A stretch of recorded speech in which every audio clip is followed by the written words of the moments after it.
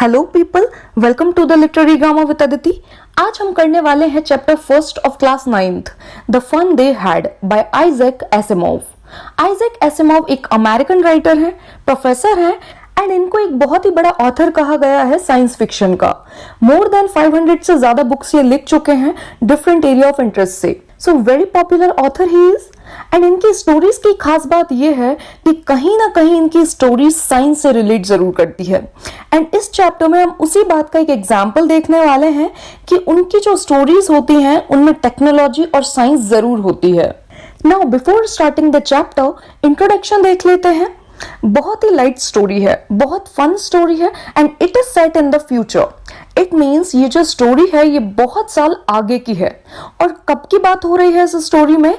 2157 की। अभी हम 2020 में हैं। इट मीन्स ये ऑलमोस्ट 137 ईयर्स के बाद की बात की जा रही है। तो अभी से 137 ईयर्स बाद क्या सिनेरियोज होंगे, क्या चेंजेस होंगे हमारी स्कूलिंग में, एजुकेशन में। So basically books, education and schooling में क्या डिफरेंस होगा अभी से तब के टाइम में, यही हमें बताया जा रहा है इस चैप्टर में। So the story is regarding school life and जो बच्चे स्कूल नहीं जाते वो किस तरह से स्कूल जाना मिस करते हैं। इस स्टोरी की जो सेटिंग है वो फ्यूचर में की गई है, जब स्कूल नहीं होंगे, बुक्स नहीं होंगी। तो ये वो बच्चे हैं जो फ्यूचर में हैं। वो स्कूल को, अपने एंसेस्टर्स को यानी कि present generation, you all, me and हम सबको मिस करते हैं because they think how we had fun going to school, playing with friends and helping each other.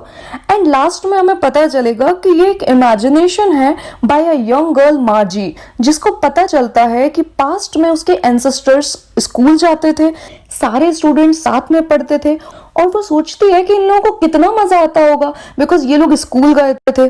तो जब आप ये स्टोरी को सुनेंगे या रीड करेंगे तब आपको फील होगा या कहीं तो रियलाइज होगा कि yes, school life is very good. We are fortunate कि हम रियल स्कूल्स में जाते हैं, फ्रेंड्स बनाते हैं, गेम्स खेलते हैं, फन करते हैं and we study together. So we are very lucky. But ये जो बच्चे हैं ये हमारी जैसी लाइफ नहीं जी पा रहे हैं। तो वो कैसी लाइफ जी रहे हैं यही हम इस स्टोरी में देखेंगे। तो चलिए सबसे पहले ये डायग्राम देख लेते हैं कि किस तरह के जो स्कूल्स हैं वो फ्यूचर में होंगे। तो जो बच्चे हैं वो कंप्यूटर्स से पढ़ेंगे, वर्चुअल क्लासरूम्स होंगे, मतलब सारे बच्चे अपने घर में बैठकर कंप्यूटर पर वर्चुअल क्लासेस में पढ़ेंगे। सो ये रियल क्लासरूम्स नहीं होंगे। इनका जो स्कूल वर्ल्ड है वो कंप्यूटर में क्रिएटेड है। रोबोटिक टीचर्स होंगे जो प्री प्रोग्राम्ड होंगे to teach you a particular subject. और मूविंग ई टेक्स्ट होंगे, सारी बुक्स जो है वो कंप्यूटर में होंगी। तो ये जो स्टोरी है वो ये बता रही है कि फ्यूचर में स्कूल्स नहीं होंगे। May be children will study only through the computers, through robots. तो उन बच्चों को कैसा लगेगा ये जानकर कि बहुत साल पहले के जो बच्चे थे वो स्कूल जाते थे, यही हमको इस स्टोरी में पता चलेगा। ओके, सो स्टोरी शुरू होती है एक छोटी सी बच्ची से जिसका नेम है Margie. Margie is the main character of the story and वो डायरी लिखती है एंड डायरी लिखने की डेट है 17 मई 2157। Right now we are living in 2020। As मैंने पहले भी बताया कि ये जो स्टोरी है ये फ्यूचर के बारे में है। सो 137 ईयर्स बाद की बात कर रहे हैं हम इसमें। और उस दिन उसने अपनी डायरी में एंट्री की थी ये लिखकर कि Tommy found a real book. Real book Margie को बहुत स्ट्रेंज लगता है ये देखकर because in her time real book exist ही नहीं करती थी। वो लोग तो ई बुक से पढ़ते थे, वर्चुअल बुक से पढ़ते थे। सो प्रिंटेड फॉर्म में तो बुक्स यूज ही नहीं होते थे उनके टाइम में। And that is why Margie हैरान थी इस रियल बुक को देखकर। अब मार्जी को अपने ग्रैंडफादर की याद आती है कि उसके ग्रैंडफादर ने कहा था कि उनके ग्रैंडफादर ने वही बुक्स पढ़ी थी जो कि पेपर में प्रिंट होती थी। यहाँ पे आप इस बात को समझिएगा कि मार्जी के ग्रैंडफादर के भी ग्रैंडफादर, उन्होंने ये बुक्स पढ़ी थी। कौन सी बुक्स पढ़ी थी? प्रिंटेड फॉर्म्स की बुक पढ़ी थी जो कि आज हम लोग पढ़ रहे हैं। सो ये जो रियल बुक है जो हम पढ़ते हैं वो मार्जी के लिए हिस्ट्री हो गई है बिकॉज उस टाइम तक इनका यूज खत्म हो चुका है। तो मार्जी उस बुक के बारे में बताती है जो टॉमी को मिली है। वो बताती है कि जो बुक है वो बहुत पुरानी है, उसके जो पेजेस हैं वो येलोइश हो चुके हैं, क्रश्ड हो चुके हैं और उन बच्चों को ये बुक बहुत फनी लगती है बिकॉज जब वो उसे रीड करते हैं तो जो वर्ड्स हैं वो तो स्टिल है, मतलब कि जो वर्ड्स हैं वो प्रिंटेड है पेजेस पर एंड वो मूव नहीं कर रहे हैं। एंड मार्जी एंड टॉमी जो बुक्स अभी पढ़ रहे हैं वो तो ऑनलाइन पढ़ रहे हैं, एंड ऑनलाइन पढ़ रहे हैं मतलब ई बुक से पढ़ रहे हैं। ई बुक में क्या होता है, जो टेक्स्ट है वो मूव करता रहता है, जैसे स्क्रीन मूव करती है। अब जब वो इस बुक को देखते हैं तो उन्हें लगता है ये तो पूरी तरह से डिफरेंट है इन ई बुक से, और जब वो इस बुक के पेज को टर्न करके वो वापस से देखते हैं उनपे तो सेम ही वर्ड्स थे। सो ये बहुत स्ट्रेंज था इन बच्चों के लिए। And as you all know, हमारे पास तो दोनों टाइप की बुक्स हैं। वो बुक्स भी हैं जो प्रिंटेड है, प्लस हमारे पास वो एक्सेस भी है जिससे हम ई बुक्स पढ़ सकते हैं। सो आप समझ ही सकते हो कि इन बच्चों को कैसा फील हो रहा होगा। सो जब हम प्रिंटेड बुक्स से पढ़ते हैं और आप जब पेज फ्लिप करते हो तो आपको सेम चीज पढ़ने को मिलेगी, बट अगर आप ई बुक रीड करोगे तो जो टेक्स्ट होगा it will keep on changing. Screen same रहेगी बट जो टेक्स्ट होगा वो मूव करेगा, चेंज हो जाएगा। अब टॉमी कहता है gee what a waste, and he dislike the book. उसको ये बुक जो है वो वेस्टेज लगती है, बिकॉज उसको लगता है जब आप बुक को पढ़ लोगे, कंप्लीट कर लोगे तो आपको उसे फेंकना पड़ेगा, बिकॉज आप इसमें कोई डिफरेंट स्टोरी नहीं पढ़ सकते। आप जब भी उसको खोलोगे आपको वही सेम स्टोरी मिलेगी। एंड वो अपनी बात को कंप्लीट करते हुए कहता है जबकि जो टेलीविजन स्क्रीन है वो बहुत अच्छी है, बिकॉज उस सेम स्क्रीन पर वो डिफरेंट स्टोरीज पढ़ सकता है, एंड और भी बहुत सारी books he can read on that, and उसे ये फेंकना भी नहीं पड़ेगा अगर उसने स्टोरीज पढ़ भी ली। सो टॉमी कंपेयर कर रहा है प्रिंटेड बुक्स को ई बुक से। सो मार्जी कहती है मेरी टेलीविजन स्क्रीन भी तुम्हारी तरह है। यहाँ राइटर बता रहे हैं मार्जी जो है वो 11 इयर्स की है, एंड उसने अभी उतनी बुक्स नहीं पढ़ी हैं जितनी टॉमी ने पढ़ी हैं। टॉमी 13 इयर्स का है एंड मार्जी से बड़ा है, तो उसने ऑब्वियसली उससे ज्यादा रीड कर लिया है। अब मार्जी टॉमी से पूछती है कि तुम्हें ये प्रिंटेड बुक कहाँ मिली, तो टॉमी रिप्लाई करता है कि मेरे घर में, मुझे ये बुक एटिक में मिली। एटिक से टॉमी का मतलब था कि स्टोर रूम में मिली, और वो बिना अपनी नजरें बुक से हटाए ये बात मार्जी को बोल रहा था। वो इतना ज्यादा बिजी था इस बुक को रीड करने में। अब मार्जी पूछती है कि ये बुक किस बारे में है, तो टॉमी रिप्लाई करता है स्कूल। सो उसने बताया कि ये जो बुक है वो स्कूल के बारे में है। अब मार्जी कहती है स्कूल, स्कूल के बारे में लिखने लायक है क्या, आई हेट स्कूल। सो मार्जी जो है उसे स्कूल बिल्कुल पसंद नहीं है, एंड इसलिए वो कहती है कि स्कूल के बारे में कोई क्यों लिखेगा। एंड मार्जी इतना हेट क्यों करती है स्कूल से, बिकॉज उसके वर्चुअल क्लासेस होते हैं, नॉट द रियल वन। जिस तरह की क्लासेस में हम पढ़ते हैं वैसी क्लासेस नहीं होती मार्जी की, वो वर्चुअल क्लासेस होती हैं। एंड वर्चुअल क्लासेस मतलब कंप्यूटर पे पढ़ाई होती है उसकी। उसके मैकेनिकल टीचर जो उसको ज्योग्राफी में टेस्ट पे टेस्ट दिए जा रहे हैं। ये मैकेनिकल टीचर कौन है, वो रोबोट जो है वो मैकेनिकल टीचर है। एंड मार्जी की परफॉर्मेंस दिन पर दिन बहुत बुरी होती जा रही है, तो उसकी जो मदर है उनको कुछ समझ आता है कि इस मशीन में कुछ तो गलत है, तो वो काउंटी इंस्पेक्टर को बुलाती हैं। Now what is this county inspector? ये काउंटी इंस्पेक्टर वो है जो इस रोबोट को ठीक कर सकता है, इसकी फंक्शनिंग को ठीक कर सकता है। सो वो जो काउंटी इंस्पेक्टर है वो आता है एंड वो रोबोट को देखता है, एंड देन वो मार्जी की तरफ देखता है और स्माइल करता है एंड उसको एक एप्पल दे देता है।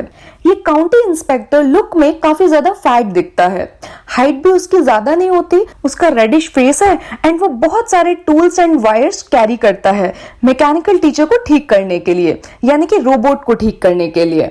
सो वाइल वो रोबोट को रिपेयर करना स्टार्ट करता है तो मार्जी होप कर रही होती है कि हे भगवान, काश ये बिल्कुल भी ना ठीक हो, काश ये काउंटी इंस्पेक्टर इसको बिल्कुल भी ठीक ना कर पाए और उसको पता ही ना हो कि इसको अरेंज कैसे करना है, बिकॉज मार्जी को स्कूल बिल्कुल भी पसंद नहीं था और ये जो रोबोट था वो भी उसे बिल्कुल पसंद नहीं था। तो वो यही होप कर रही थी कि काउंटी इंस्पेक्टर से कुछ भी ना बने और ये जो रोबोट है वो सही ना हो पाए। आगे वो कंप्यूटर का डिस्क्रिप्शन देते हुए कहती है कि ये बहुत बड़ा है, काला सा है और बहुत ही बदसूरत है, और उसकी बड़ी सी स्क्रीन है जिसपे सारे लेसन्स पढ़ाए जाते हैं। एंड ये जो रोबोट है ये बैक टू बैक होमवर्क देता रहता है जो कि मार्जी को बिल्कुल पसंद नहीं रहता। बट जैसे मार्जी चाहती थी वैसा बिल्कुल नहीं हुआ। इनफैक्ट उसने रोबोट को ठीक कर दिया and now that robot is working well, and उसने उसके सारे फीचर्स को सही कर दिया। अब इसको ठीक करने के बाद जो काउंटी इंस्पेक्टर है वो मार्जी के हेड को पेट करता है, यानी कि उसके सर पे यूं ही मारता है। एंड उसकी मदर मिसेस जोन्स से कहता है कि मार्जी के ग्रेड्स कम हो रहे हैं, इसमें उसकी कोई गलती नहीं है, बल्कि जो ज्योग्राफी के लेसन्स हैं वो इतने ज्यादा फास्ट फॉरवर्ड हो गए थे कि मार्जी उसे मैच नहीं कर पा रही थी। एंड अभी तक मार्जी की जो परफॉर्मेंस थी वो तो काफी ज्यादा अच्छी थी, बट मार्जी को बड़ा बुरा लगता है कि जो रोबोट है वो ठीक हो गया। तो वो सोचती है कि काश ये जो रोबोट है वो टॉमी के रोबोट की तरह होता, क्योंकि टॉमी के रोबोट को क्या हुआ था कि जो उसका हिस्ट्री सेक्शन था वो पूरा का पूरा ब्लैंक हो गया था, और इस वजह से काउंटी इंस्पेक्टर आए और वो रोबोट को ऑलमोस्ट फॉर अ मंथ लेकर चले गए थे। तो मार्जी सोचती थी कि काश मेरे साथ भी ऐसा ही होता, बट उसके साथ तो ऐसा कुछ भी नहीं होता। एंड वो बहुत ज्यादा डिसअपॉइंट हो गई कि ये ठीक हो गया और अब मुझे फिर से इससे पढ़ना पड़ेगा। तो ये सारा बैकग्राउंड तो हो गया मार्जी का। अब दोनों का कॉन्वर्सेशन चल रहा था तो टॉमी मार्जी को आंसर करता है कि अरे बुद्धू, they are not our kind of schools. इस बुक में तो उस स्कूल की बात हो रही है जो 100 इयर्स पहले हुआ करते थे।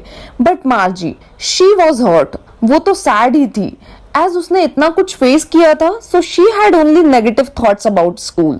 तो मार्जी ने कुछ देर सुना और वो और भी ज्यादा क्यूरियस हो गई ये जानने के लिए कि पहले किस तरह के स्कूल होते थे, और वो इमेजिन करने लग गई कि ग्रुप ऑफ चिल्ड्रन होते होंगे, वो सब साथ में पढ़ते होंगे। एंड फिर वो टॉमी के शोल्डर के पास आकर बुक को रीड करने की कोशिश करने लगती है। एंड फिर वो कहती है परहैप्स मे बी उनका टीचर भी होता होगा।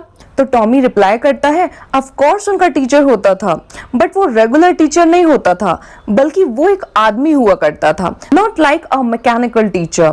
तो टॉमी रेगुलर टीचर कह रहा था रोबोट को, बिकॉज उनके टाइम में तो सब उसी से पढ़ रहे हैं, तो वो उसी मैकेनिकल टीचर के यूज्ड टू हैं। नाउ मार्जी रिएक्ट करती है, a man, how could a man be a teacher. तो मार्जी सरप्राइजिंगली टॉमी से बोलती है कि कोई मैन कैसे टीचर हो सकता है, बिकॉज उसने तो यही देखा है कि कोई रोबोट उसे पढ़ा रहा है। आगे टॉमी कहता है जो ह्यूमन, जो मैन क्लास को पढ़ाते थे वो बहुत सारी बातें, बहुत सारी चीजें डिस्कस करते थे सारे बॉयज एंड गर्ल्स से, और उन्हें होमवर्क देते थे और फिर उनसे कुछ क्वेश्चंस पूछ लिया करते थे। अब मार्जी कहती है बट जो मैन टीचर हुआ करते थे वो उतने स्मार्ट नहीं होते होंगे जितने हमारे मैकेनिकल टीचर होते हैं। तो टॉमी कहता है don't under estimate this human teacher, वो बहुत स्मार्ट होते थे जितने मैकेनिकल टीचर स्मार्ट होते हैं। इवन मेरे फादर को भी तो सब कुछ आता है जो मैकेनिकल टीचर को आता है। सो वो कंपेयर करता है कि मेरे जो फादर हैं उनको भी मेरे टीचर के जितना सब कुछ आता है। तो ऑब्वियसली जो पहले ह्यूमन टीचर थे they are also very intelligent and smart. And Tommy कहता है कि I can bet on it कि ह्यूमन टीचर को वो सब कुछ आता है जो हमारे मैकेनिकल टीचर को आता है। तो मार्जी कहती है okay I don't want to dispute, and मुझे कोई बहस या डिस्कशन नहीं करनी है इस बात पर। और फिर वो कहती है मुझे तो ये बिल्कुल अच्छा नहीं लगेगा कि कोई स्ट्रेंज सा आदमी मुझे घर आकर पढ़ाए। तो टॉमी उसकी बात पर बहुत तेज तेज हंसने लगता है एंड कहता है मार्जी तुम्हें नहीं पता, टीचर्स घर में आकर नहीं रहते थे, बल्कि स्पेशल बिल्डिंग हुआ करती थी स्कूल की और सारे स्टूडेंट्स उसी बिल्डिंग में जाते थे। फिर मार्जी टॉमी को पूछती है फिर क्या सब सेम चीज ही पढ़ा करते थे। तो टॉमी कहता है कि यस मार्जी, अगर सारे स्टूडेंट्स सेम एज के हैं तो सब सेम थिंग ही पढ़ते हैं। अब मार्जी कहती है बट मेरी मदर तो कहती है कि टीचर को तो हर एक स्टूडेंट के माइंड के हिसाब से एडजस्ट होना पड़ता है, बिकॉज हर बच्चे के पढ़ने का तरीका जो है वो बहुत डिफरेंट होता है। अब यहाँ पर मार्जी टीचर मतलब उसके मैकेनिकल टीचर के बारे में कह रही है कि जो मशीन है, रोबोट है, वो हर एक स्टूडेंट के हिसाब से ट्यून्ड रहता है, उनके अंडरस्टैंडिंग के हिसाब से वो अपनी ड्यूटीज करता है। बिकॉज मशीन को थोड़ी ना किसी स्टूडेंट की एज पता होती है, ना ही तो उसे किसी स्टूडेंट का कैलिबर पता होता है। अब इतने सारे क्वेश्चन से टॉमी थोड़ा इरिटेट हो जाता है, तो वो मार्जी से कहता है कि अगर तुम्हें बुक नहीं पढ़नी है तो मत पढ़ो। तो मार्जी झट से कहती है I didn't say I didn't like it, मतलब वो कहती है कि मुझे बुक पढ़नी है ना, मैंने ऐसा कब कहा कि मुझे बुक पसंद नहीं है।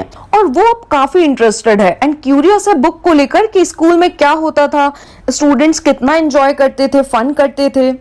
और उनकी हाफ बुक भी फिनिश नहीं हुई थी कि मार्जी की मदर मिसेस जोन्स उसे आवाज देती हैं मार्जी स्कूल। मार्जी उनको देखती है और कहती है नॉट येट मम्मा। तो मिसेस जोन्स कहती हैं कि टॉमी का भी तो टाइम हो गया होगा, ही शुड ऑल्सो लीव। अब मार्जी तो इंक्यूजिटिव है बुक के बारे में और जानने के लिए, तो वो टॉमी को कहती है कि क्या मैं स्कूल के बाद भी तुम्हारे साथ बुक पढ़ सकती हूँ। Now Tommy is being pricey. तो वो कहता है मे बी, और वो ये बहुत ही नॉन चैलेंज होकर कहता है।